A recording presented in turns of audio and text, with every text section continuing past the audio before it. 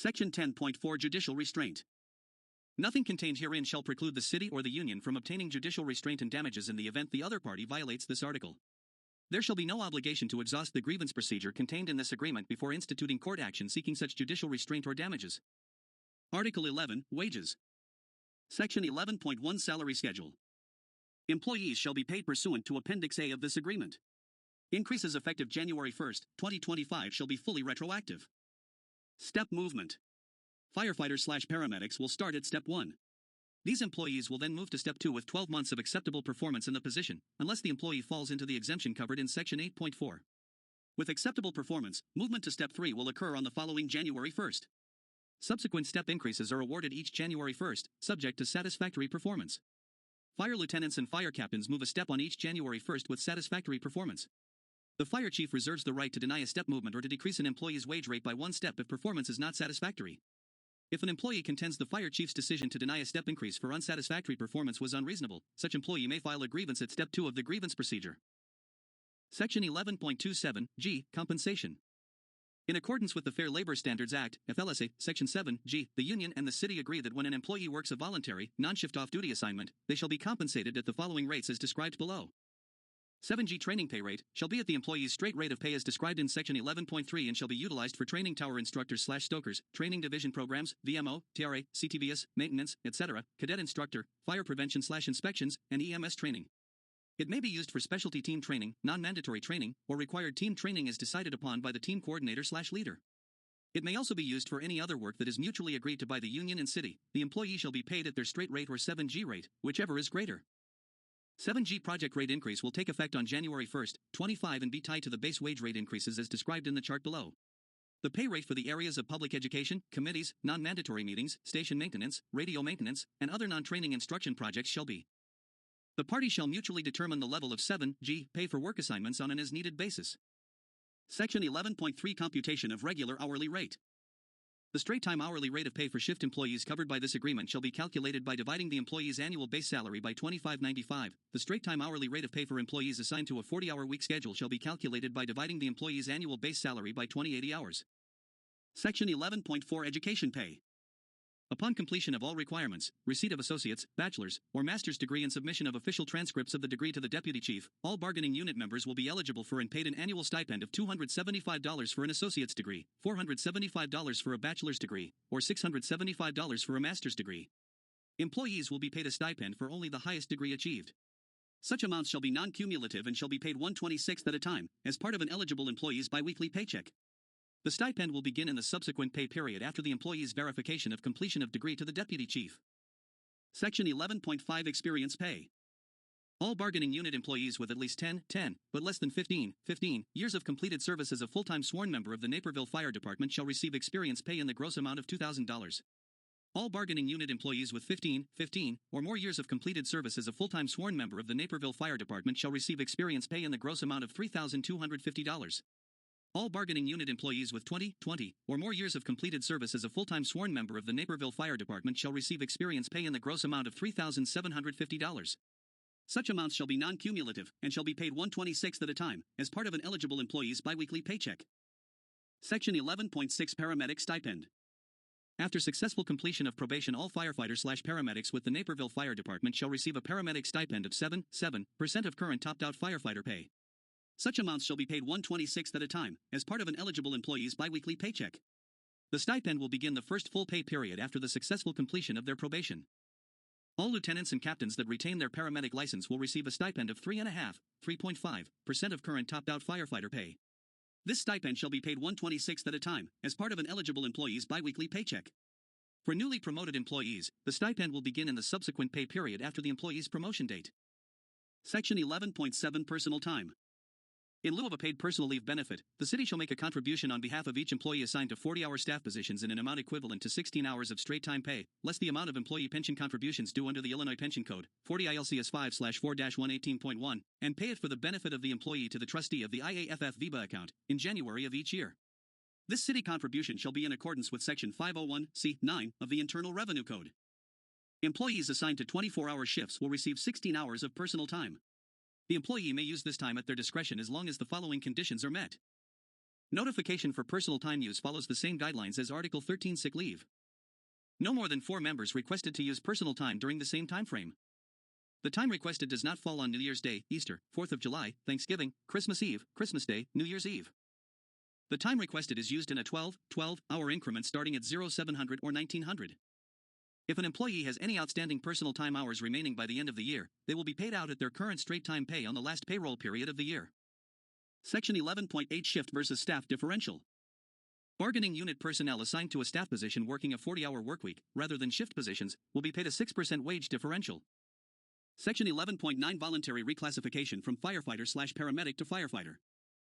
The City of Naperville Fire Department requires bargaining unit employees hired as firefighters/paramedics to maintain their EMTP license through the Illinois Department of Public Health throughout the duration of employment as a firefighter/paramedic with the City of Naperville, provided that a firefighter/paramedic may apply for reclassification from a firefighter/paramedic to firefighter, pursuant to a procedure established by the city, after they have been employed by the city as a firefighter/paramedic for at least 10 years. Such application will normally be approved, provided the city determines there will be no more than 8 firefighters per shift, and or no more than 24 firefighters in the bargaining unit. Except as otherwise provided herein, an individual who loses or voluntarily drops his EMTP license shall be subject to discipline up to and including termination. Any employee who is allowed to reclassify under this section shall be paid as a firefighter, not as a firefighter/paramedic. Bargaining unit employees promoted to fire lieutenant or fire captain have the option to drop their EMTP provided they maintain a minimum licensure as first responder defibrillation through the Illinois Department of Public Health. Any bargaining unit employee who was previously permitted to drop their EMTP license and subsequently restores their EMTP license with any EMS system at any time during their term of employment with the city must immediately inform the City of Naperville Fire Chief.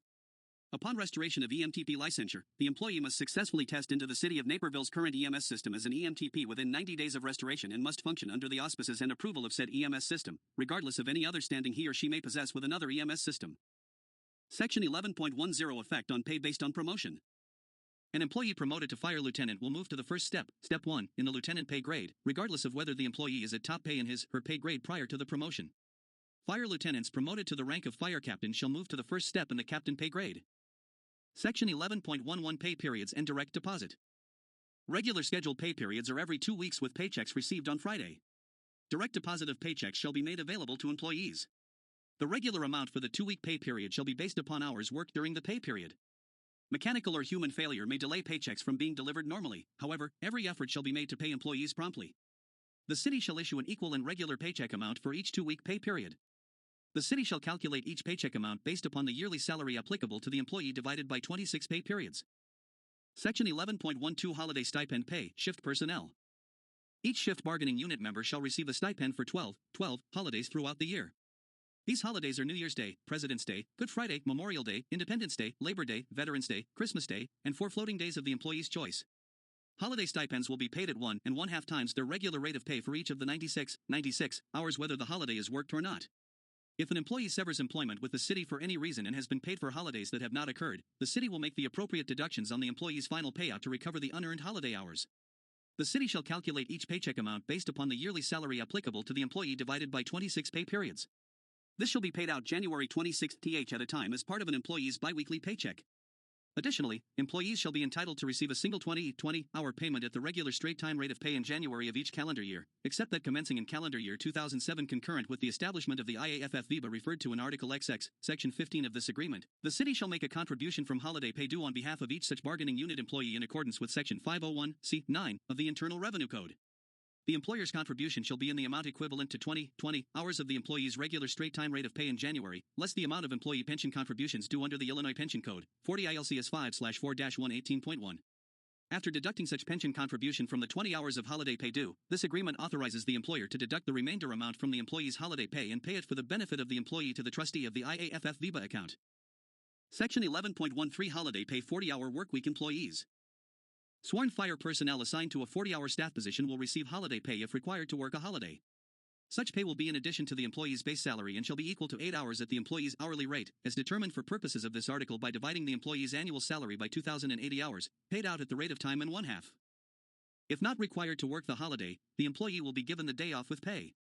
Generally, when a holiday falls on a Saturday, it will be observed on the preceding Friday. Generally, when a holiday falls on a Sunday, it will be observed on the following Monday.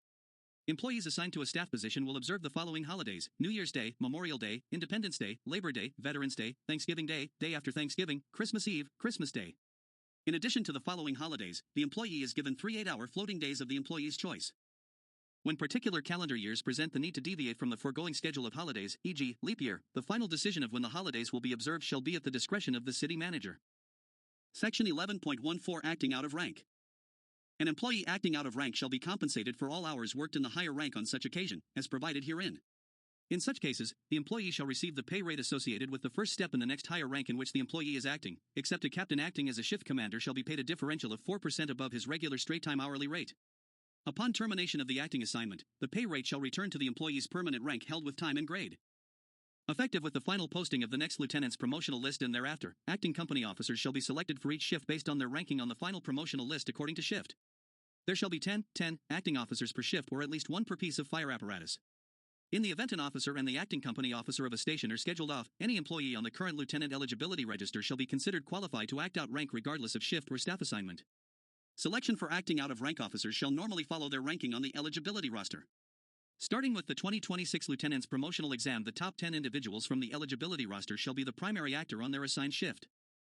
Lieutenants acting in Battalion 2 shall be selected for each shift based off their ranking on the current captain final eligibility list. In order for the lieutenant acting in Battalion 2 to act out of rank, they must be already scheduled for duty and normally assigned to that shift. In the event the above criteria are not met, a captain must be hired back to fill the vacancy. Eligible lieutenants acting out of rank as Battalion 2 are not to be assigned to the role or duties of shift commander. Section 11.15 Charge Paramedic Stipend. All Community Advocate Response Team members are eligible to receive a stipend while working in the capacity of charge paramedic on IDPH designated transport units. Charge paramedic pay will be prorated hour for hour based upon an amount of $20 for a 24-hour period. Article 12 Medical, Dental, and Life Insurance. Section 12.1 Health Insurance. The city agrees to continue the benefits/plans currently provided for by the city at the same or substantially similar current levels for the duration of the agreement.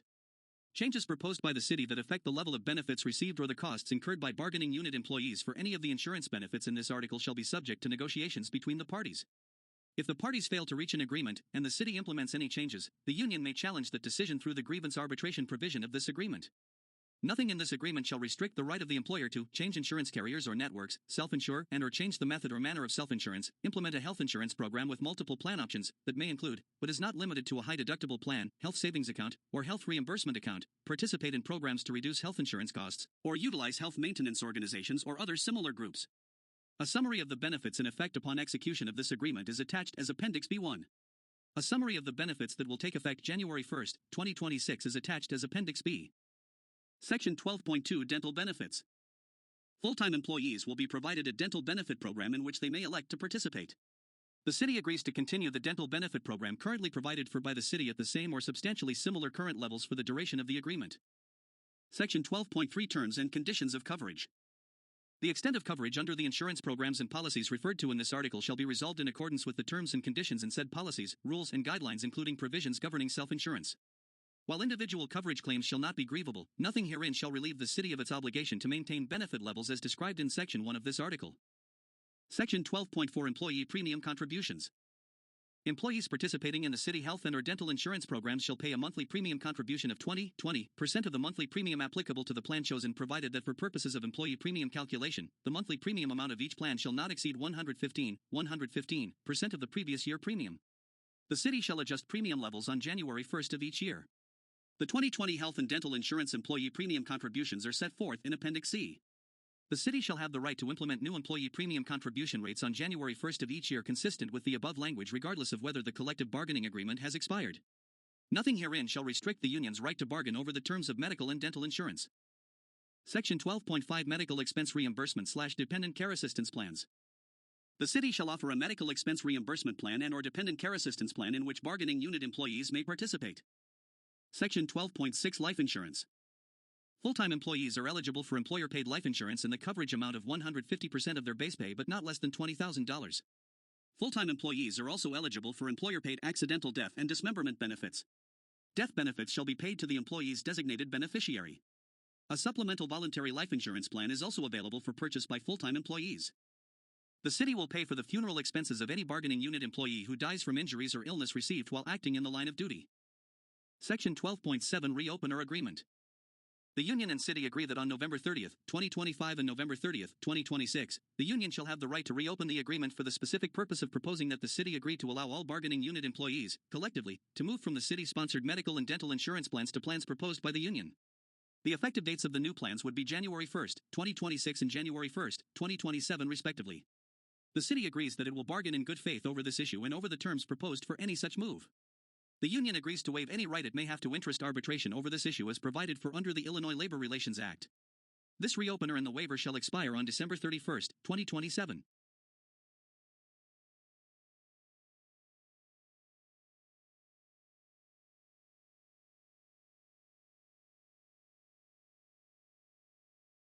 Section 13.1 Sick Leave Accumulation and Use. Bargaining unit employees assigned to work 24-hour shifts are credited with 7 shift days, 168 hours, of sick leave on January 1, starting with the second calendar year of employment.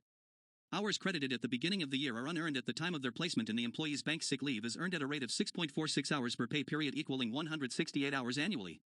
Sick leave for the first year of employment by fire shift personnel will be prorated and put into their accrual bank upon hire. No sick leave can be earned during an unpaid leave of absence. 40-hour workweek assignment. Accrual. A bargaining unit employee assigned to a 40-hour workweek for 12 continuous months or greater will be credited with 15 8-hour days, 120 hours, of sick leave at the beginning of the year, January 1, in which she assumes the 40-hour position. When the employee moves back to shift she will be credited with the normal sick leave allotment of 7 shift days, 168 hours. Existing bank. A bargaining unit employee assigned to a 40-hour workweek will not have her bank of sick leave existing at the time of the assignment converted. The 120-hour allotment will be added to the employee's existing bank. Mid-year assignments.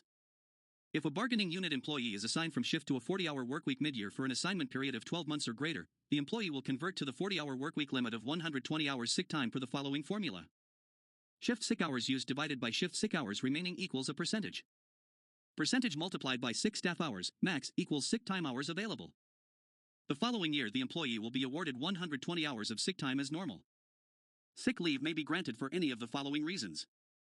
Incapacitation due to illness, injury, or disability, but excluding injuries or illnesses sustained while working for the City.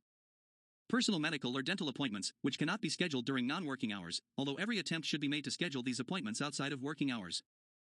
Absence required caring for a seriously ill or disabled member of the employee's immediate family. Immediate family is defined as the employee's spouse, children, parents, parents-in-law, sisters, and brothers. Other persons who are members of the employee's household, or as described by state law, are also included. Once an employee has been granted and is using vacation leave, he or she may not change the status to sick leave unless he or she becomes admitted to the hospital. For personnel assigned to 40-hour workweeks, the City will allow a father or adoptive mother to utilize 8 days, 64 hours, or a birth mother to utilize 16 days, 128 hours, in conjunction with the birth or adoption of their child. For personnel assigned to a 24-hour shift, the City will allow a father or adoptive mother to utilize up to 4 shift days or a birth mother to utilize up to 8 shift days for the same purpose. This time off will not reduce any other accrued leave, sick, vacation, etc. Any use of sick leave for purposes other than those outlined above is not authorized. Misuse of sick leave may be grounds for disciplinary action up to and including discharge, and will be considered part of the employee's overall performance. Sick leave may run concurrently with family and medical leave under the Family and Medical Leave Act, FMLA. Section 13.2 Notification. Except for extenuating circumstances, shift employees reporting sick shall do so no later than 1 hour prior to the time she is to report for duty. Shift employees reporting sick for duty shall contact the shift commander or their designee. Members will be charged hour for sick time usage with a minimum of 4 hours. A fire department employee who becomes ill while on duty and or leaves the workplace for an illness or other medical reason will be charged with the number of hours sick time equal to the remaining number of hours on that shift. However, if the employee becomes available for duty in the PM period, she may report for duty after following the procedure outlined below. Bargaining unit employees assigned to a 40-hour workweek shall contact their immediate supervisor or the supervisor's designee when calling in sick. The individual calling in sick shall inform the shift commander, or their designee, by telephone or other electronic means approved by the deputy chief or their designee that she is sick and state the reason. The City reserves the right to request more specific information to verify proper sick leave usage, provided such additional information shall be considered confidential and will only be shared with other personnel on a need-to-know basis. An employee who called in sick at the beginning of an assigned 24-hour duty period and is available for duty in the PM period may report for duty. She must call the shift commander or their designee no later than 1800 hours so staffing adjustments can be made. Section 13.3 Documentation. Bargaining unit employees assigned to 24-hour shift will be required to provide a written confirmation of illness by a medical professional. These medical professionals include a physician, physician assistant, or nurse practitioner. Requirement of this documentation is required for the following: for an absence of more than two consecutive shift days, or when there have been more than five instances of absence in a 1-year, calendar year, period. An illness for which a medical professional statement has been received will not be counted in determining whether five instances have occurred in any one calendar year. If sick leave is used for more than 4 consecutive shift days, a statement from a medical professional will be required indicating the employee's physical or mental ability to return to normal duty. Documentation for the preceding instances must be submitted to the deputy chief or their designee within 2 shift days of the member's return to shift.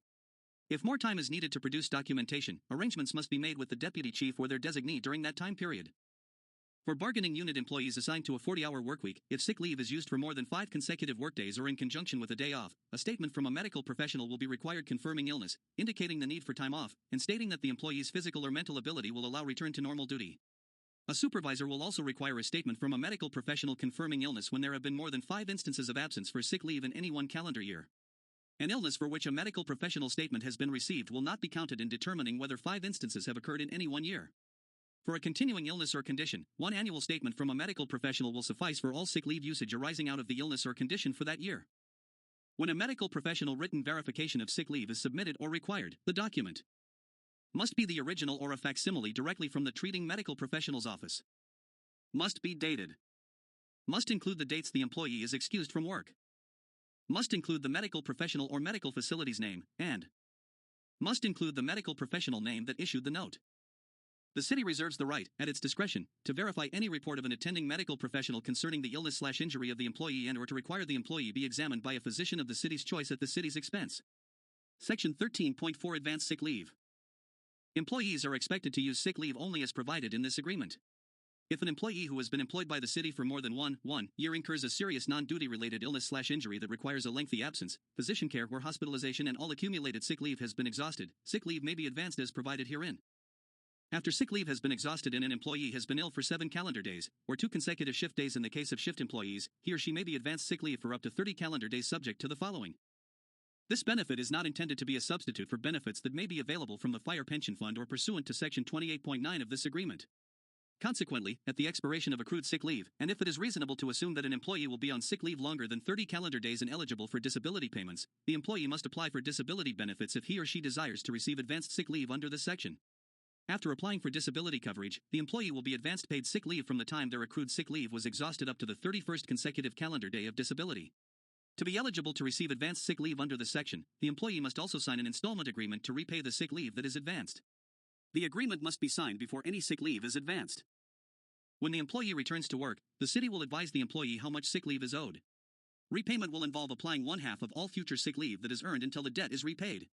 E.g., if a shift employee was advanced 10 sick leave days, and such employee is credited with 7 shift days the following January 1st, then 3.5 shift days of paid sick leave shall be applied to the outstanding debt and the employee will be credited with the remaining 3.5 shift days.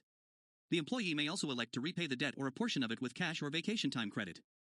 If employment with the city is terminated, the employee will be required to pay the debt. Repayment is required whether termination is voluntary or involuntary. Employees may repay any unpaid portion of the additional sick leave time by cash, vacation time credit, or unused sick leave credit. If a debt remains after all available credits and payments have been applied at the time of termination, the employee shall repay the debt within a period of time agreed to by the city. If an employee dies while still in service to the city and is indebted to the city for advanced sick leave under this section, then the debt still due shall be cancelled by the city. Section 13.5 Mandatory Retirement Age. In accordance with 65 ILCS 5/10-2.1 and City Ordinance 1-8B-1-2.2, all bargaining unit members are subject to mandatory retirement at age 65. This shall not apply to any member who was exempt from the maximum new hire age due to military status. Any member with the military exemption will have a mandatory retirement age of 67. Section 13.6 Payout of sick time upon separation. Upon separation, an employee may be eligible to receive a portion of his/her accumulated sick leave. Sick time payout shall be prorated for the pay periods in the calendar year in which the employee did not work. Eligibility is determined by the employee's years of service and qualification for a pension as described below. The following benefits are mutually exclusive. Separation in good standing. A bargaining unit employee assigned to a 40-hour workweek will receive a cash payout for 50% of his/her accumulated sick leave, up to a maximum of 45 days, or 360 hours, if the employee separates from employment in good standing after completing 10 years of full-time service, during which they were accruing benefits. The payout will be made at the salary rate in effect as of the last day worked. Bargaining unit employees who work 24-hour shifts will receive 50% of his/her accumulated sick leave, up to the maximum of 21 shift days or 504 hours. Under the same conditions. Once an employee has received a payout of sick time under the provisions of this paragraph, she will not be entitled to any additional sick leave payment. At death. When a vested employee dies while she is in active status, he/she, or his/her beneficiaries, will be entitled to a payout of earned sick time, payable in cash as follows. Bargaining unit employees assigned to 40-hour workweek up to 90 days, or 720 hours of his/her accumulated sick leave. Bargaining unit employees assigned to 24-hour shift up to 42 shift days, or 1,008 hours of his/her accumulated sick leave. Also included in this payment will be 100% of his/her earned vacation time. Payment is made at the salary rate in effect on the last workday. At retirement. When an employee retires, she will be entitled to a payout of earned sick time subject to the conditions as described below. Pursuant to the VEBA plan contained in the agreement, the city will donate, on an eligible employee's behalf, the cash equivalent of up to 42 shift days, or 1,008 hours, for employees who are assigned to a 24-hour shift, or up to 90 days, or 720 hours for employees who are assigned to a 40-hour workweek, of earned but unused, unpaid sick leave, to the employee's IAFF VEBA to be used for the payment of health insurance premiums and other eligible healthcare expenses. The sick time payout eligible for donation to the VEBA is made at the employee's salary in effect on his/her last day of work. 45 days prior to retirement, the employee may elect in writing to Human Resources to have an employer contribution of up to 100 hours of earned sick time and place it into their 457 deferred compensation plan. The amount elected will reduce the VEBA hours defined above by the equivalent amount of hours that are paid into the employee's 457 plan. Failure to make the election 45 days prior to retirement will preclude the employee from making the election. To qualify for the donation of the payout of sick time to the VEBA, employees must be at least 48 years of age with at least 20 years of pensionable time on the last day of actual work, and be fully vested with 10 years of service creditable to the Fire Pension Fund, and be separated from employment with the City of Naperville. Employees with earned sick hours between 1,008 and 1,344, 4-shift employees, and 720 and 880, for bargaining unit members assigned to a 40-hour workweek, will be forfeited in any sick hours that the retiring employee has earned beyond 1,344 hours, for a 24-hour shift schedule, or 880, for a 40-hour workweek schedule, will be converted to vacation time at the rate described in Section 15.6 and paid out at retirement. The sick time hours elected by the employee to place in their 457 plan shall be included in the 1,008 and the 720-hour figures, when calculating payouts. Note, exception, individuals may be excluded from participating in the VEBA if the city determines that they meet the exclusion criteria. In such case, the city will contribute the amount payable as the termination bonus into the employee's Section 457 deferred compensation plan account, up to the plan limits. Any amount over the Section 457 plan limits will be placed by the city into the employee's 401(a) account at retirement. Reference Section 15.6 and 15.7 for conversion of sick leave and vacation payout. Article 14 Other leaves. Section 14.1 Funeral leave. When there is a death in the immediate family, an employee will be granted leave between the date of death and the date of the funeral in accordance with the following. Bargaining unit employees assigned to a 40-hour workweek may be granted up to 5 working days off. Bargaining unit employees assigned to a 24-hour shift may be granted 2 shift days off, unless the death occurs on a day when the employee is on duty, in which case the employee will, upon request, also be given the remainder of such day off. These days shall be granted without loss of pay and without charge to accrued leave. Immediate family is defined as spouse, parents, parents-in-law, children, brothers and sisters-in-law, grandchildren, grandparents, grandparents of spouse or other persons who have been members of the employee's household as defined by Illinois state law at the time of death. This list includes relationships of step, half, and great. This list shall also include the death of an immediately assigned crew member. An employee may request time in addition to funeral leave, which such request is subject to approval by the fire chief or his designee and will be chargeable to other accrued leaves excluding sick leave. Such request will not be arbitrarily and capriciously denied. If approved, the employee will be allowed to reschedule an unused vacation days for this purpose, without regard to maximum time off limitations. For purposes of this paragraph only, if an employee has exhausted his available vacation leave for the year in question, or extenuating circumstances exist, the fire chief or his designee may allow the employee to utilize vacation leave earned during the current year which would not otherwise be available for use until the following year. Section 14.2 Jury duty.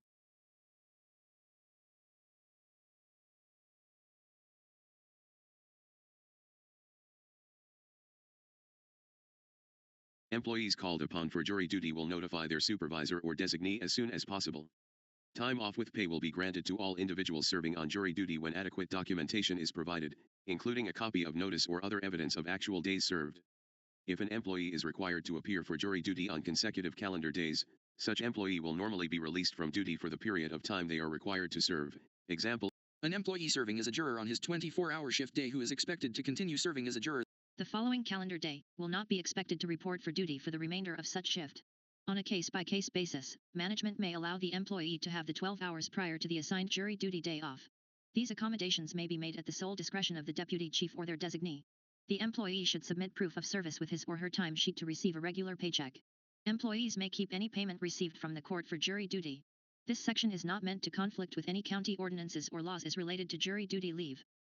Section 14.3 Court time/witness fees. Employees may be subpoenaed in the course of their city employment to provide records, give depositions, or testify in court or in administrative hearings.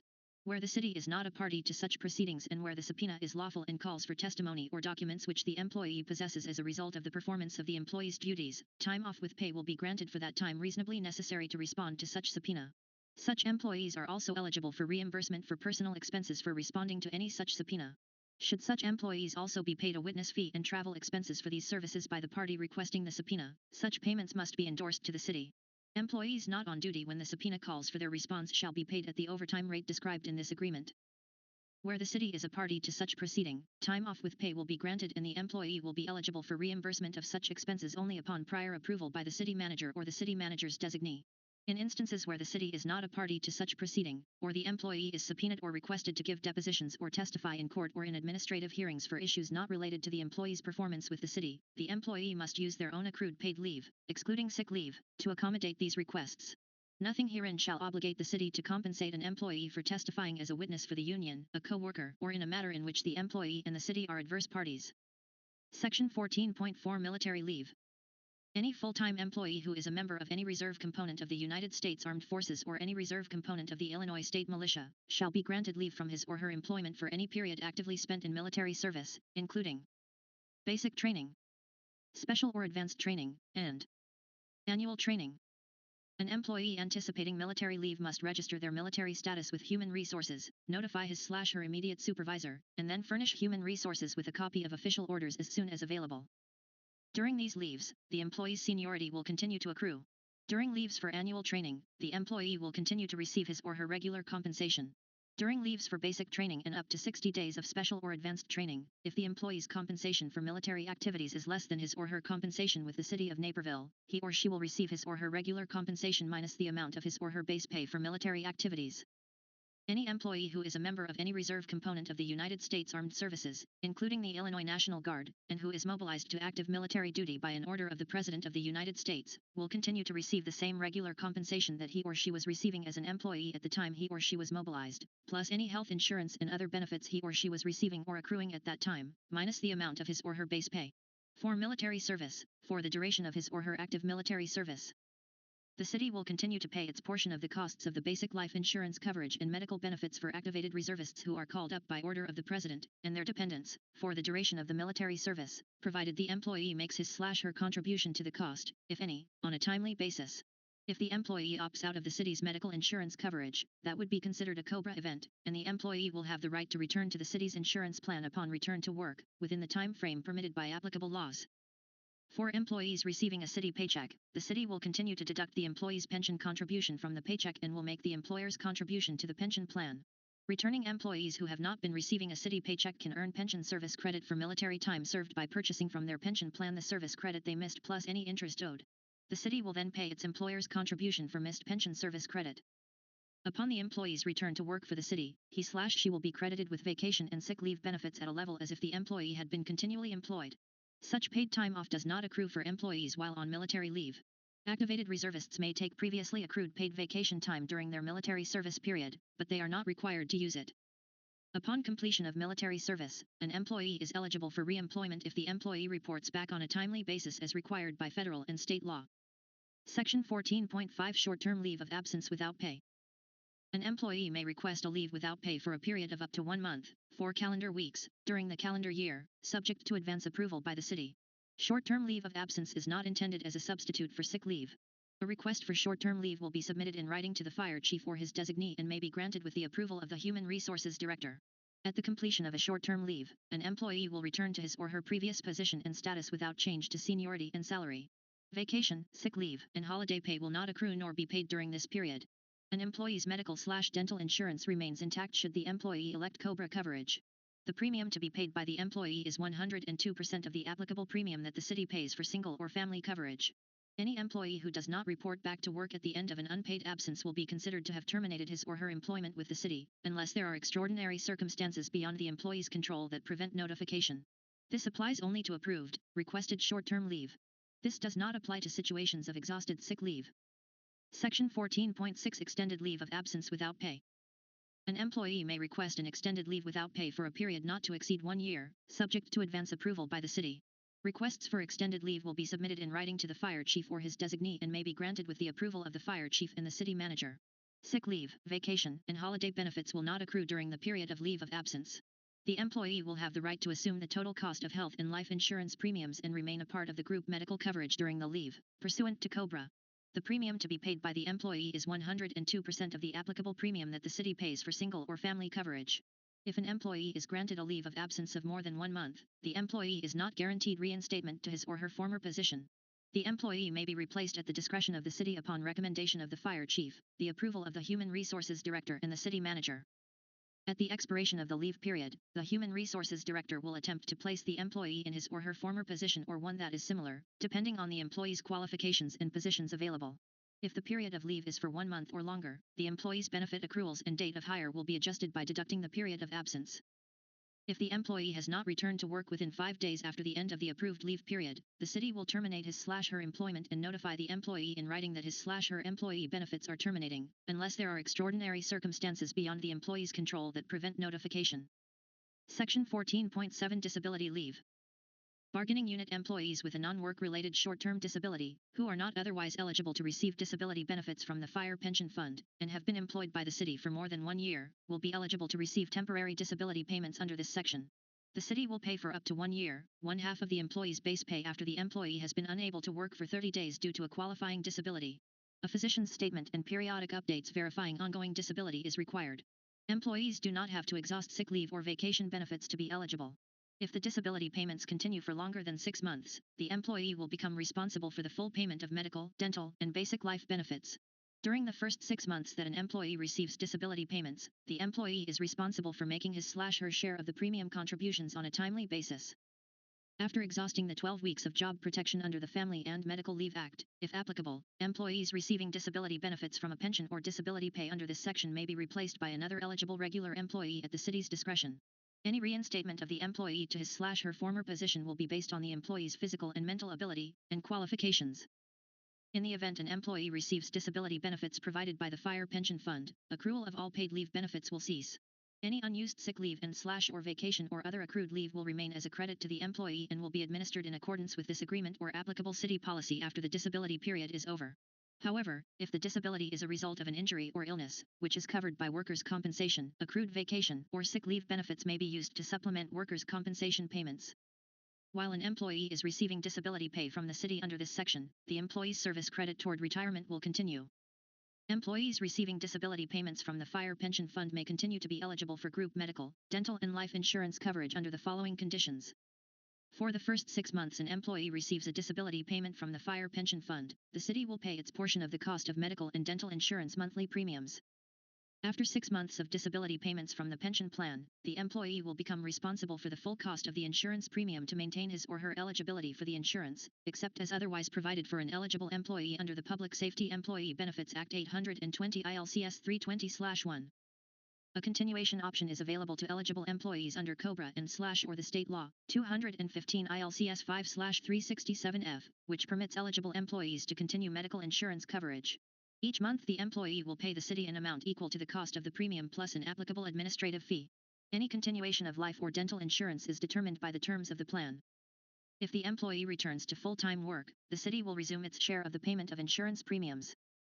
Continued participation in the medical, dental, and life insurance plans will be terminated if the employee is no longer eligible for coverage, the city does not receive payment for the insurance in a timely fashion, or the employee voluntarily withdraws. Disabled employees may be eligible for basic life insurance coverage for up to one year while on disability leave at the city's expense. Disabled employees may qualify for waiver of life insurance premiums in the event of total disability. Section 14.8 Honor Guard Leave. When the city or the fire chief requests the presence of the honor guard at an event, the city agrees to allow honor guard members relief from duty to participate in the event. The designated honor guard liaison as well as the deputy chief or his designee shall decide the number of personnel necessary for the event. Article 15, Vacation. Section 15.1 Accrual. Fire department personnel must complete at least 6 months of service in order to earn and take paid vacation. No vacation will accrue during an unpaid leave of absence. Fire personnel who work 24-hour shifts are credited at the beginning of the calendar year with the total number of shift days, in hours, of vacation to which they are entitled. It should be noted that vacation credited on January 1st of each year was actually earned during the prior year. After the first 6 months of employment, firefighters/paramedics may use up to 3 shift days of vacation, 72 hours. However, this time, if taken, will be deducted from the accrued vacation days available after 1 year of employment. Probationary employees with a start date between January 1st and June 30th will be credited with 7 days/168 hours of vacation time at the beginning of the following year. Probationary employees with a start date between July 1st and December 31st will be credited with 3.5 days/84 hours of vacation time at the beginning of the following year. Vacation for fire department shift personnel is scheduled starting January 1st or the beginning of the Fair Labor Standard Act, FLSA, year as defined in the Fire Department Administrative Manual. Bargaining unit employees will be credited with vacation time earned from the prior year on January 1st of each year based upon the chart in Section 15.1, Chart. When an employee is assigned to a 40-hour work week for 12 continuous months or greater, they will be credited the amount reflected in the chart based upon her years of service. When a bargaining unit member is moved back to shift from a 40-hour work week, she will again be credited the appropriate hours/days as outlined in the chart. Any bargaining unit member temporarily assigned a 40-hour work week under 12 months of duration will not convert to the 40-hour vacation accrual numbers and will remain on their shift vacation accrual numbers. A bargaining unit employee who is assigned mid-year to a 40-hour work week with an assignment period that is greater than 12 months will have his vacation time converted to the 40-hour rate, and a ratio will apply based on what is used versus what is available. For the following year, they will be awarded the 40-hour rate per the following formula. Shift vacation hours used divided by shift vacation hours remaining equals a percentage. Percentage multiplied by vacation staff hours, max, equals vacation hours available. For the following year, they will be awarded the 40-hour rate that is appropriate for their time of service. Asterisk, the total hours of vacation time earned are dependent upon the employee's starting date. During the transition years, those years where an employee is credited with an additional vacation day, the total vacation hours will be calculated by adding the total hours from the prior year to the prorated hours, to the nearest 12-hour increment, either 12 or 24 hours, earned between the employee's anniversary date and January 1st. Firefighters/paramedics hired between January 1st and June 30th will receive 24 hours, those hired between July 1st and December 31st will receive 12 hours. Section 15.2 Usage. Fire shift employees cannot carry over more than 2 24-hour vacation days. A bargaining unit employee assigned to a 40-hour work week cannot carry over more than a 2-year accumulation of vacation time. For a bargaining unit employee assigned to a 40-hour work week, a vacation day will not be charged to vacation pay where a holiday falls within an employee's vacation period. Once an employee has been granted and is using vacation leave, he or she may not change the status to sick leave unless he or she becomes hospitalized. Section 15.3 Vacation Sellback. Fire department shift employees may sell back up to 3 24-hour vacation days per year. Vacation sellback shall be completed no later than December 31st of the calendar year in which the vacation time was scheduled. Vacation hours once sold back cannot be reversed. Bargaining unit members assigned to a 40-hour work week are eligible to sell back up to 2 vacation days. Section 15.4 Scheduling. Fire department personnel assigned to shift shall choose time off by rank and seniority. Seniority, for the purpose of choosing time off, shall be as follows. Fire captains will be the senior persons on each shift. Captains will determine seniority by time and grade as a captain. Lieutenants will determine seniority by time and grade as a lieutenant. Firefighters and firefighters/paramedics will determine seniority by length of full-time service on the department.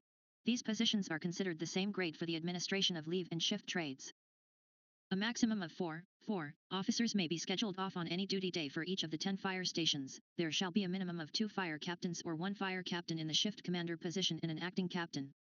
If the starting or promotion dates of employees of equal rank are the same, their seniority shall be determined by their position on the eligibility or promotional list. The lower the number on the list, the more senior the employee.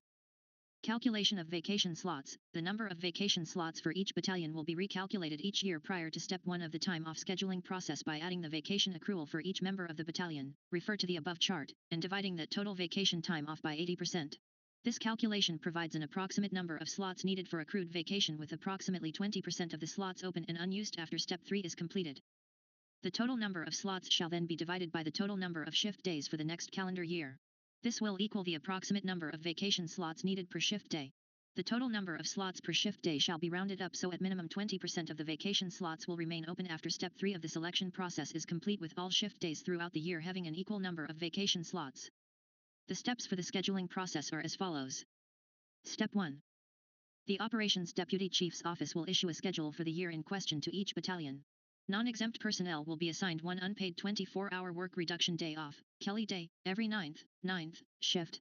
Kelly time will be continuously rolled into the new time-off calendar from the previous time-off calendar year to keep the Kelly sequence, one Kelly every 9th shift day, and Kelly group for each member consistent.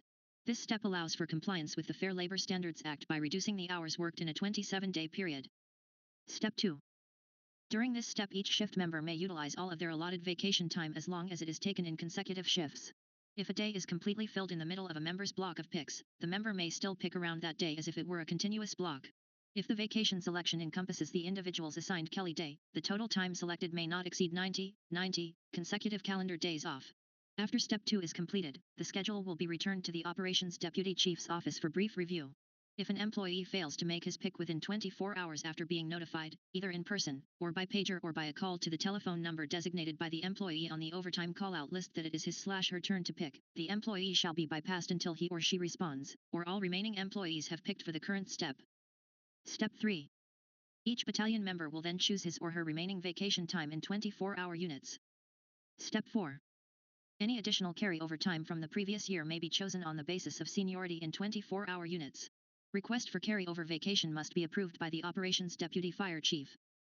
For bargaining unit employees assigned to a 40-hour work week, vacation schedules will be arranged so as to result in minimal disruption to departmental operations. The fire chief or his designee will establish vacation schedules sufficiently early each year so that employees can plan for vacations. For like positions, a seniority system will be used to grant priority for scheduling vacations. Section 15.5 Credit for prior city service. If a bargaining unit employee was previously employed with the city in a non-bargaining unit or non-fire department position without any break in the continuity of city service between their previous and present position, the employee shall be credited for all such prior full-time city service in determining eligibility for the amount of their annual vacation accrual. Section 15.6 Conversion of sick leave. During employment for bargaining unit employees working a 40-hour work week, accumulated sick leave that is earned beyond 110 days, 880 hours, may be converted to vacation leave at the rate of 10 sick leave days for each day of vacation. For fire employees who work shifts, accumulated sick leave that is earned beyond 56 shift days, 1,344 hours, may be converted to vacation leave at the rate of 5 days of sick leave to 1 day of vacation. At retirement, any sick hours earned beyond 1,344 hours, or 880 hours for 40-hour work week, will be converted to vacation leave at the ratio above and paid out. The sick time hours elected by the employee to place in their 457 plan shall be included in the 1,344 and the 880-hour figures, when calculating payouts. Section 15.7 Death or resignation. All earned but unused vacation time shall be payable to the employee upon separation from employment or, in the event of the employee's demise, to the employee's estate. Reference Section 13.5 for employment separation benefits. Article 16, Training and Education. Section 16.1 Mandated and required training. Mandatory training consists of those courses, curriculums, or certifications, which the fire department mandates for all personnel. Department-required training consists of those courses or curriculum at which the attendance of individual personnel is mandated by the fire chief or his designee, by virtue of individual circumstances or involvement with specialty teams or assignments. Leave from duty shall be granted to department personnel for attendance at mandated or required training. The training division will be responsible for coordinating attendance, subject to approval of the fire chief or his designee. Personnel attending local schools during duty hours will report back to duty upon completion of classes. The city reserves the right to cancel attendance at any training due to budgetary concerns, lack of ITTF or MABAS reimbursement, staffing or operational reasons. Such training will normally be rescheduled to a later date if available. Personnel attending mandated or required training shall receive their normal salary while attending school. Personnel attending mandated schools while off-duty shall receive overtime pay for course hours at time and one-half their regular hourly salary. However, the city may, at its discretion, temporarily assign the employee to a 40-hour work week to facilitate attendance at mandated training. The city will provide all tuition and/or related costs in accordance with the Employee Policy Manual and approved municipal budget. Department personnel required to attend Illinois Terrorism Task Force or MABA's approved training exercises or specialty team training deployments shall be granted leave from duty.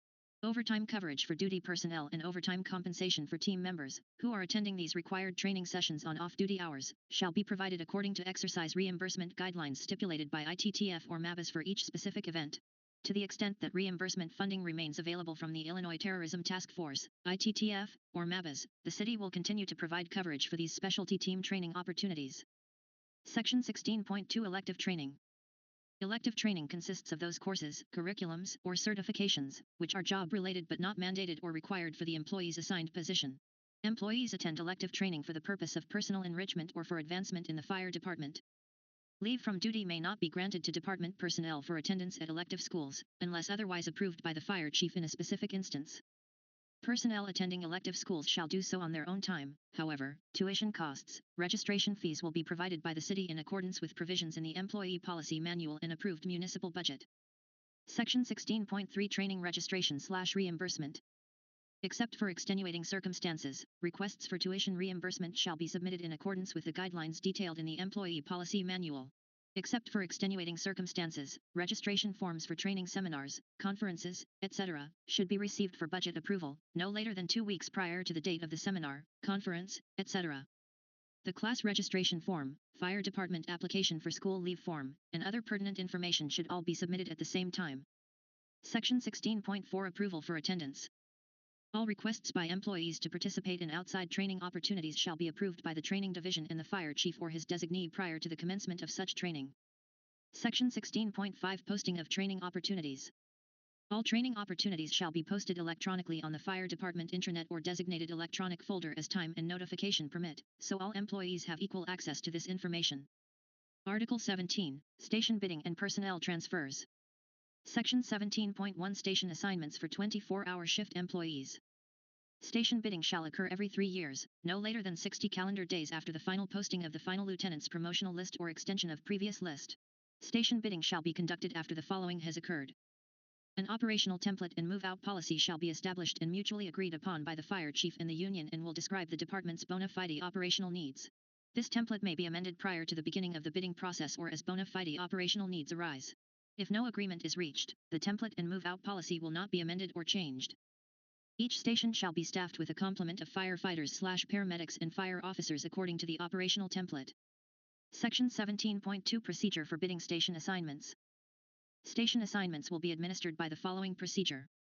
The bidding shall begin with the rank of captain, followed by the rank of lieutenant, followed by the position of firefighter or firefighter/paramedic. Bidding shall occur by rank and seniority. If the starting or promotion dates of employees of equal rank are the same, their seniority shall be determined by their position on the eligibility or promotional list. Where 2 or more firefighters have the minimum certification requirements for a station, the more senior firefighter has priority irrespective of any other additional qualifications. Non-probationary employees with less than 5 years at time of bid are subject to reassignment at the discretion of the chief for operational needs. Captains shall determine seniority by time and grade as a captain. Starting with the most senior captain, beginning at the ratification of the contract, all captains, across all shifts, shall be eligible to bid Battalion 1 and Battalion 2. The third bidded spot will be as a company station officer and will fill in a battalion spot as staffing allows. They shall indicate their station preference to the fire chief or his designee. As a vacancy occurs, the vacant position will be bid by time and grade as captain. Lieutenants shall determine seniority by time and grade as a lieutenant. Starting with the most senior lieutenant, all lieutenants shall indicate their station preference to the fire chief or his designee. Firefighters and firefighters/paramedics shall determine seniority by length of full-time service on the department. These positions are considered the same grade for the administration the bidding process. However, the operational template shall determine which positions are open for bid at a particular station.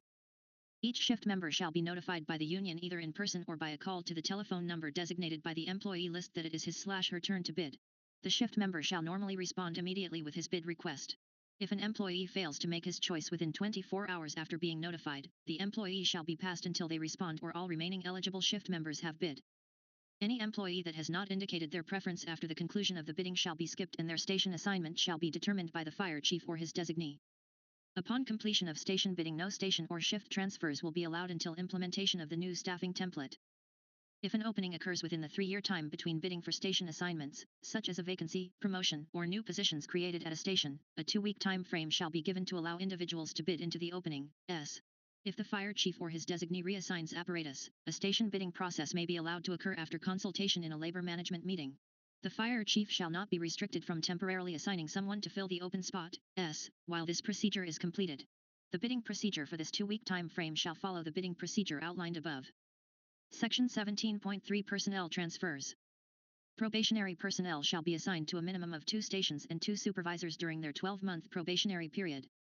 Furthermore, the city reserves the right to initiate emergency station transfers and temporary shift transfers while adhering with the following guidelines. Emergency station/shift transfers.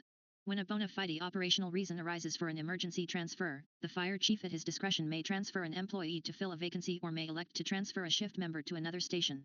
The fire chief or his designee shall meet with the union president or his designee as soon as practicable but not later than 10 calendar days of the decision, to inform him of such decision to transfer and provide bona fide operational reason, justifying the city's decision, provided that if the decision involves confidential employee issues, the fire chief shall not be required to divulge said information.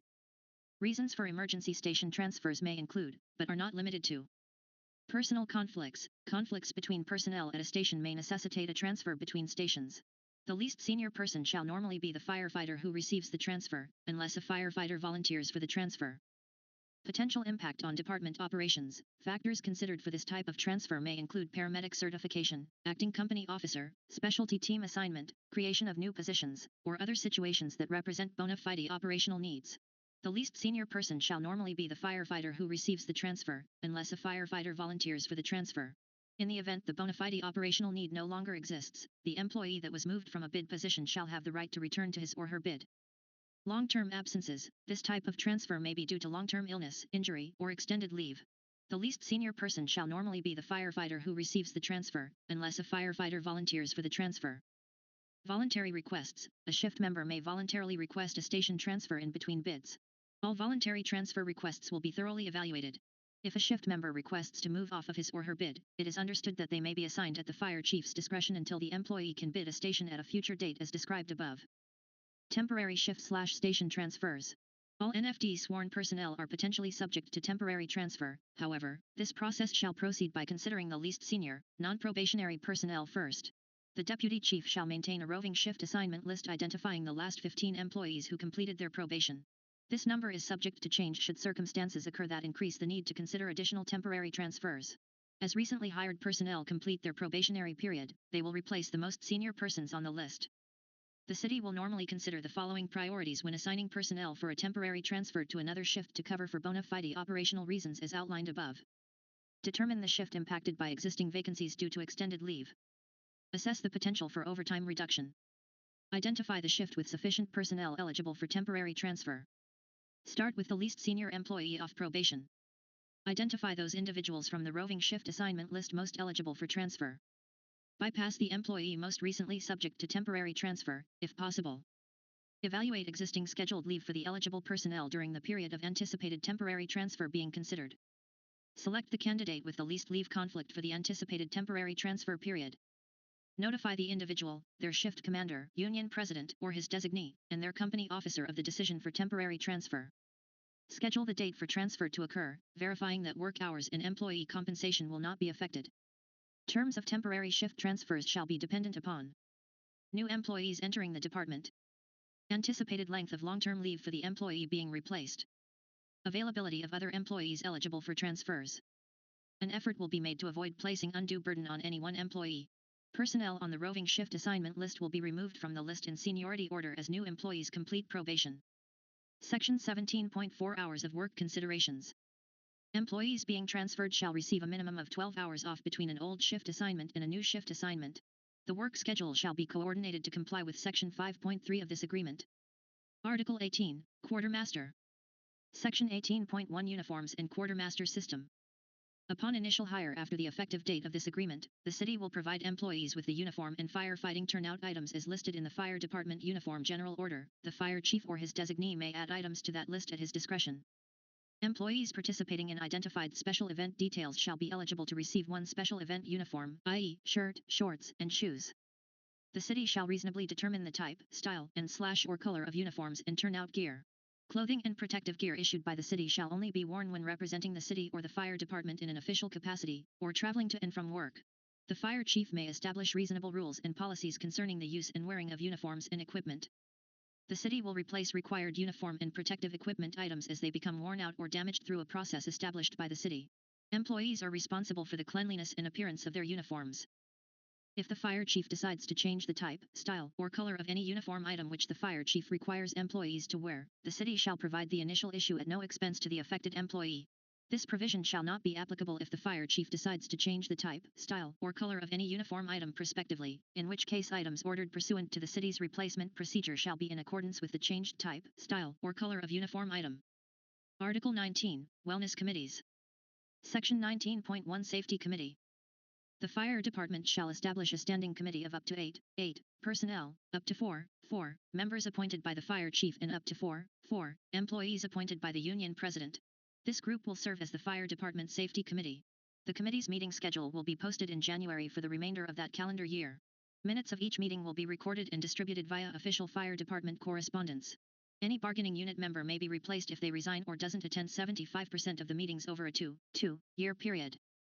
The Safety Committee will be expected to review of accidents/injuries concerning the department and make recommendations to prevent future occurrences. Develop an ongoing safety awareness program. Develop statistics related to accidents and injuries. Consider employee safety concerns, including review of employee safety. Suggestion forms and employee safety concern forms. Safety concerns that require immediate action should always be immediately reported by an employee to their immediate supervisor and command staff, verbally or in writing. Section 19.2 Wellness/Fitness Committee. The fire department shall establish a standing committee of up to 6 personnel, up to 3 members appointed by the fire chief and up to 3 employees appointed by the union president. This group will serve as the fire department Wellness/Fitness Committee. The committee's quarterly meeting schedule will be posted in January for the remainder of that calendar year. Minutes of each meeting will be recorded and distributed via official fire department correspondence. Any bargaining unit member may be replaced if they resign or doesn't attend 75% of the meetings over a 2-year period. The committee will also evaluate the program and suggestions for improvement and prepare an annual report to be submitted to the fire chief and the union president. The program will follow General Order 10.8.0 Department Wellness and Fitness Program. Article XX, Miscellaneous Provisions. Section 20.1 Ratification and Amendment. This agreement shall become effective when ratified by the Union and the City Council and signed by authorized representatives thereof and may be amended or modified during its term only with mutual written consent of both parties. Section 20.2 Medical Examination. If, at any time, there is any question concerning an employee's fitness for duty, or fitness to return to duty following a layoff, or paid or unpaid leave of absence, excluding vacations, of more than 30 consecutive calendar days in a one-year period, the city may require, at its expense, that the employee have a physical and/or psychological examination, or undergo a functional capacity test, by a qualified and licensed medical doctor designated by the city, or other medical expert, designated by the city's physician. The purpose of such examination or functional capacity test shall be to determine the employee's fitness for duty. In addition, the city may require annual respirator testing as well as an annual fitness for duty medical evaluation. Should a dispute arise between the city's medical doctor and the employee's medical doctor over the employee's fitness for duty under this section, the dispute shall be resolved by a mutually agreeable third medical doctor, and the costs of the third doctor's opinion shall be shared 50/50 by the employee and the city. Section 20.3 Employee Assistance Plan. During the term of this agreement, the city will maintain an Employee Assistance Plan, EAP.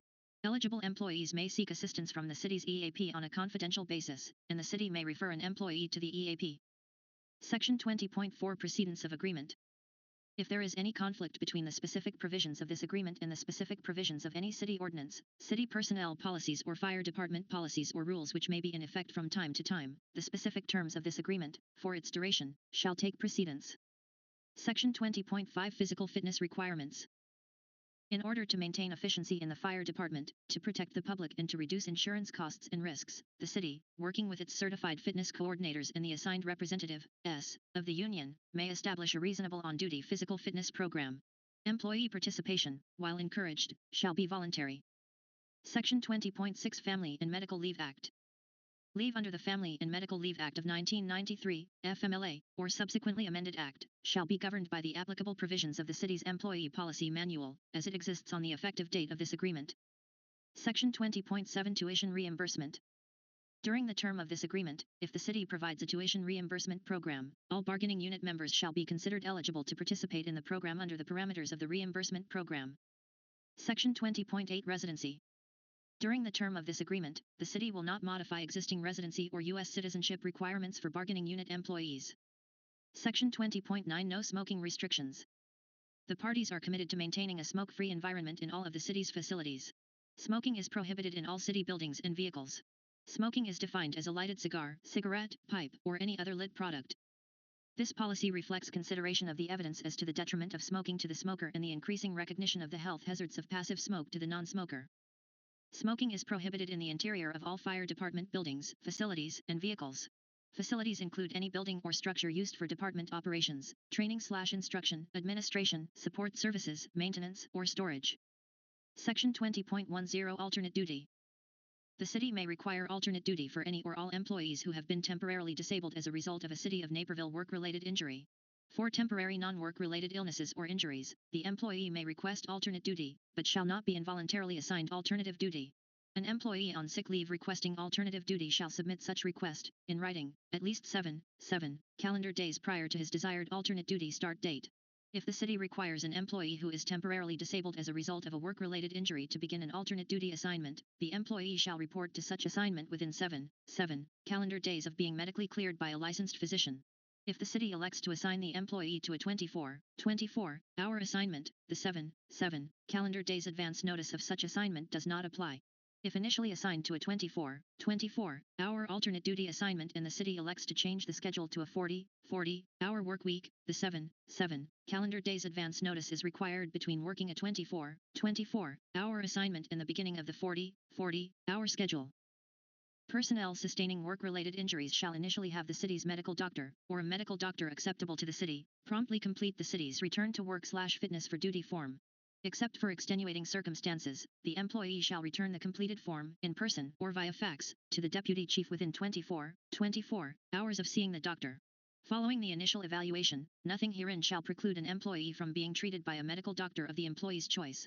To the extent the city's medical doctor and the employee's medical doctor disagree over the employee's fitness to return to alternate duty under this article, the dispute shall be resolved by a mutually agreeable third medical doctor, and the costs of the third doctor's opinion shall be shared 50/50 by the employee and the city. An employee recovering from a temporary non-work-related illness or injury may request an alternate duty assignment. Such requests shall be directed to the deputy chief and shall include the return to work/fitness for duty form, signed by the employee's medical doctor, clearing them for alternate duty. Alternate duty assignments made by the city will be in accordance with medical restrictions and will consist of bona fide, productive work at a location and fire department division specified by the city. If the employee is not able to report to a fire facility as part of his work restrictions, the city shall have the right to assign the employee to another city facility.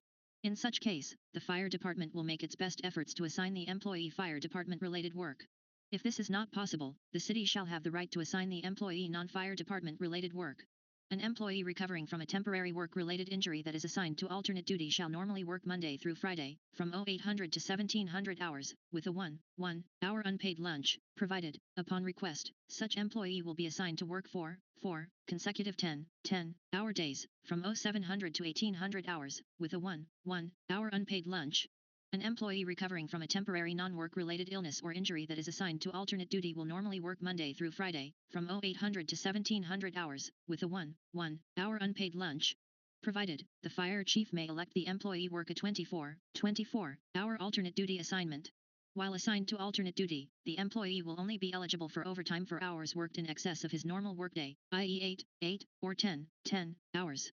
While assigned to such an alternate duty schedule, the employee will, when necessary, be released for a portion of the workday to attend to a doctor's appointment or therapy session directly related to such illness or injury, provided that an employee with a non-work-related illness or injury shall utilize sick leave for such period.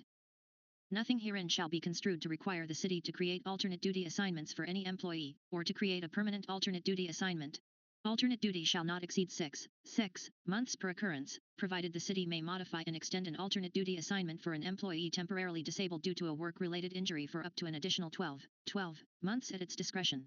An alternate duty assignment for an employee recovering from a temporary non-work-related illness or injury may be extended for up to an additional 6 months, subject to mutual agreement between the employee and the city. This may be extended at the discretion of the deputy chief or their designee. Employees will only be assigned to alternate duty assignments when the city determines that the need exists and only as long as such need exists. When practicable, an employee will be given 2 consecutive calendar days off, without pay, immediately before being returned to regular shift work from an alternate duty assignment under this section. After suffering a work-related illness/injury, when an employee's physician and the city's physician agree that the employee is at maximum medical improvement, MMI, parties agree the employee is then permanently restricted from performing full job duties and the city and union agree he or she is no longer temporarily disabled for the purposes of this article. Therefore, they are to be ineligible for alternate duty. Section 20.11 Contracting out. It is the general policy of the city to continue to utilize its employees to perform work they are qualified to perform, provided the city reserves the right to contract out bargaining unit work.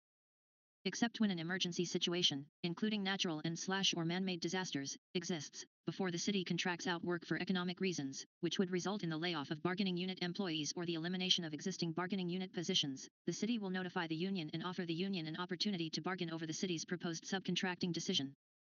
The parties agree that Public Act 095-0490, SB 834, the Act, which governs the circumstances relating to the use of substitutes became applicable to the city June 1, 2008, and currently states as follows: a person who has not qualified for regular appointment under the provisions of this Act shall not be used as a temporary or permanent substitute for classified members of a municipality's fire department or for regular appointment as a classified member of a municipality's fire department unless mutually agreed to by the employee's certified bargaining agent.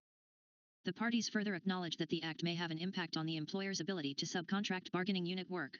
As of the effective date of this collective bargaining agreement, the parties do not agree as to the scope and impact of the Act as it relates to the employer's right to subcontract bargaining unit work as provided above. In order to have the collective bargaining agreement move forward without delay, the parties agree that each side reserves its rights and may continue to assert, without prejudice, its view of how the Act impacts any right to subcontract bargaining unit as set forth above. The subcontracting language set forth above shall not be construed as a waiver by the union of its rights under the Act, nor shall it be construed in any manner as a permissive agreement between the union and city authorized by the Act. Section 20.12 Return to shift training assignment. If an employee has been absent for 120 calendar days or more from their regular assignment and is returned to work, the city may temporarily assign such employee to the training division, under an alternate work schedule, before returning them to shift work. Normally, an employee's assignment to the training division under this section will not exceed 40 hours. While assigned to the training division, the following shall occur. The duties of the employee's position shall be reviewed. The Fire Department Administrative Manual, rules, regulations, and procedures shall be reviewed, with special attention to new procedures, equipment, and the like. The city will conduct an objective assessment of the employee's ability to perform the essential job functions and principal duties and responsibilities for the employee's normal shift position as outlined in the department's general orders. Based on this assessment, the city will determine what specific areas, if any, the employee needs to review before being reassigned to shift work. If no further training or review is needed, the employee will be reassigned to regular shift work. Section 20.13 Repair or replacement of personal items. The city will repair or replace within reasonable limits an employee's prescription eyeglasses, contact lenses, or prescription sunglasses, not to exceed $150 per item, if such item is damaged while an employee is performing actual fire suppression functions, emergency medical services, approved training programs, or other authorized special duties, subject to verification by the employee's supervisor and approval by the fire chief. Section 20.14 Pickup of pension contributions. The city will continue to pick up firefighter pension fund contributions as required by 40 ILCS 5/4-118.1 of the Firefighters Pension Fund pursuant to 40 ILCS 5/4-118.2, by a reduction in the cash salary of the firefighters, to the extent permitted by law. Section 20.15 VEBA. The city agrees to cooperate with the union's implementation of a VEBA plan for post-retirement health care benefits. The IAFF VEBA plan shall be administered solely by the trustee of the plan. The city shall contribute to the IAFF VEBA by making the following cash deposits for each employee in the plan as follows. The amount specified in 11.7 and 11.12 of this agreement, and a yearly deposit of $797. Contributions by the city shall be paid to the trustee of the plan in January of each year. The city shall have no responsibility, liability, or obligation with regard to the VEBA plan other than to make the payments set forth above. This is a defined contribution plan.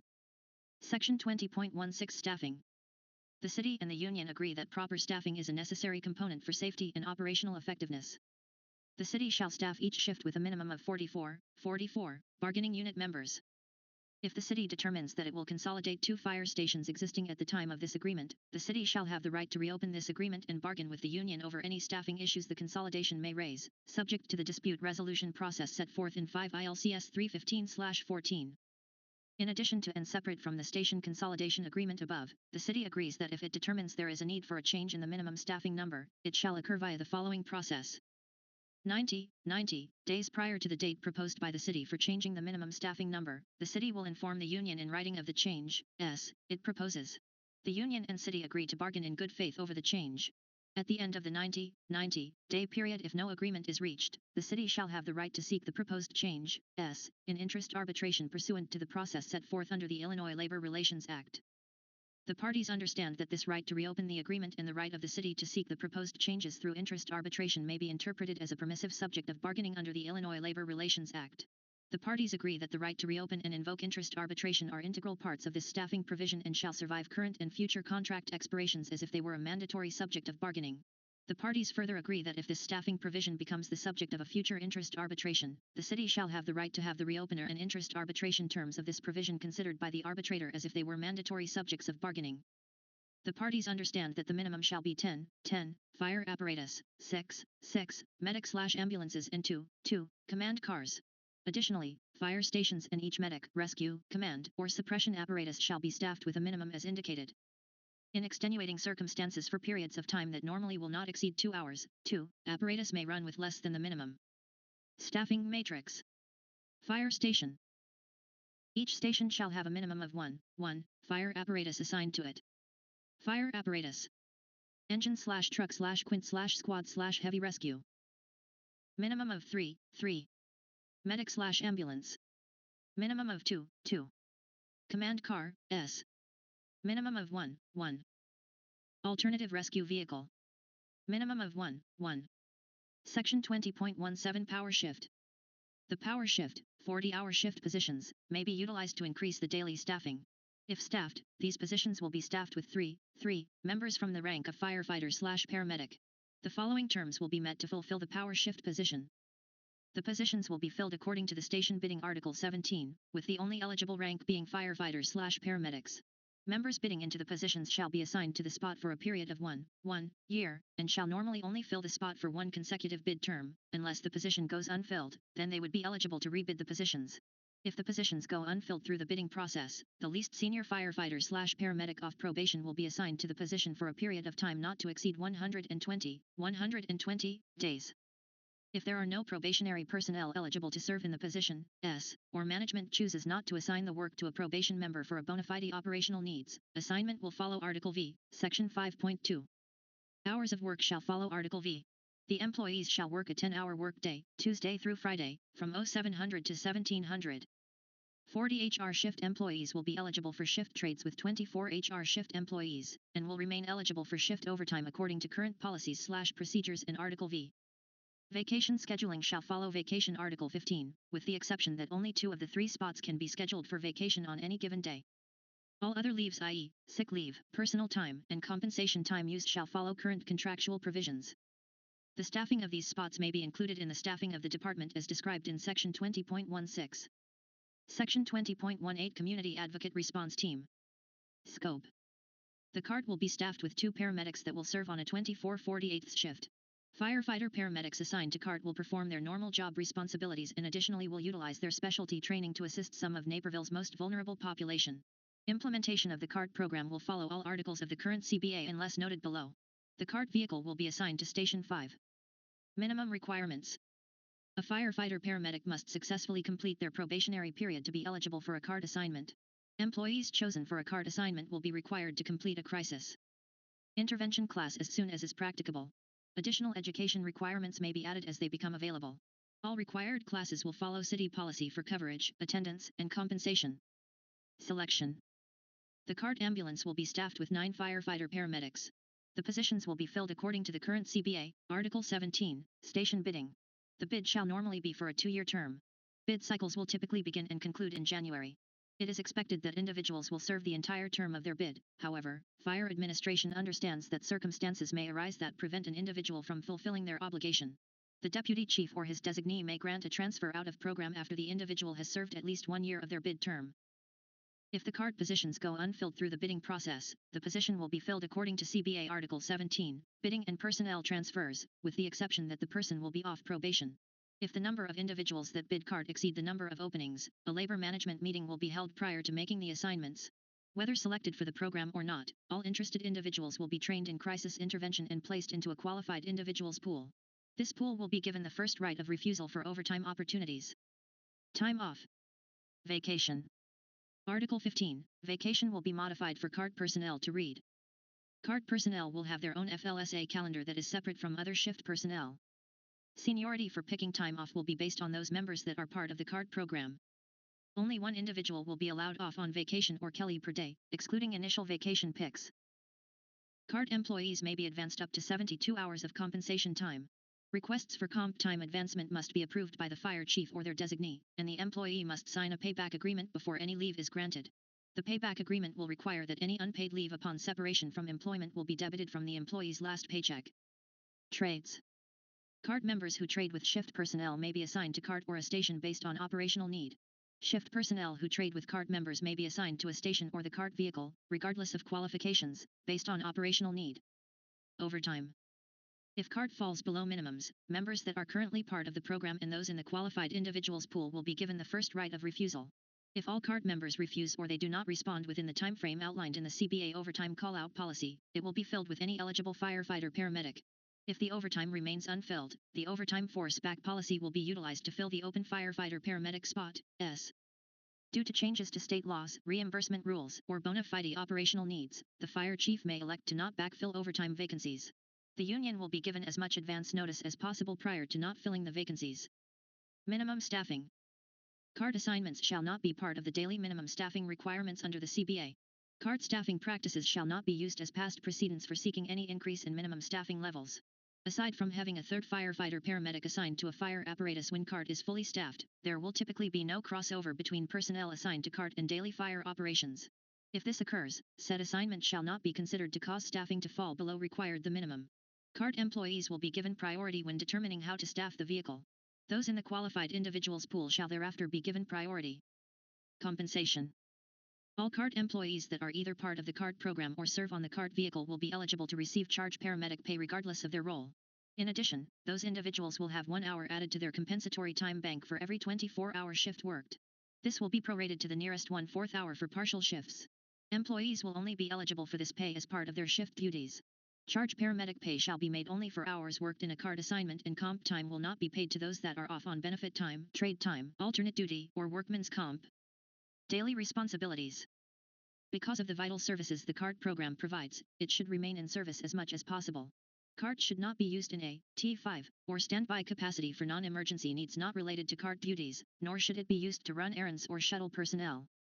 In addition to firefighter paramedic responsibilities, CART personnel will be responsible for conducting follow-ups with patients, acting as a patient advocate, collaborating with the patient's primary care physician, social workers, police, and other healthcare professionals to act on the patient's behalf, proactively working to reduce the patient's dependency on the EMS system for non-emergent needs, conducting home fall and trip assessments for high-risk patients.